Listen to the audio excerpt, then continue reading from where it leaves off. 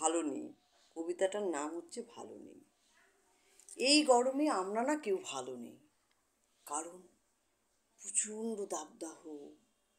এ ঘর ও ঘর সে ঘর ছুটে বেড়াচ্ছি গরম কম লাগার জন্য, কিন্তু কোথাও যেন আমরা শান্তি পাচ্ছি না। গরমের দাবদাহে আমাদের দেহ পুরো ছাই ছাই হয়ে যাচ্ছে, বাঁচতে পারছি না, তাই ভালো নেই। তোমরা কেমন আছো?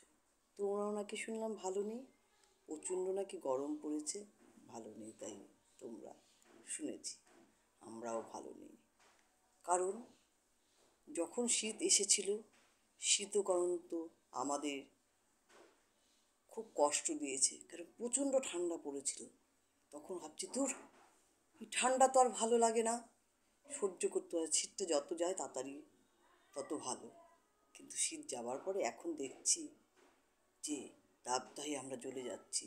তখন ভাবছি যে না, ওটাই ভালো ছিল, কারণ ওটা তাও সহ্য করা যাচ্ছিল। এখন গরমটা একদম মেনে নিতে পারছি না, কারণ আমরা তো মধ্যবিত্ত। আমাদের যে খাবারের সন্ধানে টাকার খোঁজে বেরোতে হয়, তাই আমরা ভালো নেই। আমাদের তো এসি কেনার মতো ক্ষমতা নেই।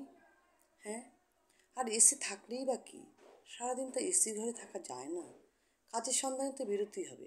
আর কয়টা লোকই বা এসি কিনতে পারে বলুন, আমাদের মতো মধ্যবিত্ত পরিবারে। সে কারণে বলছি ভালো নেই।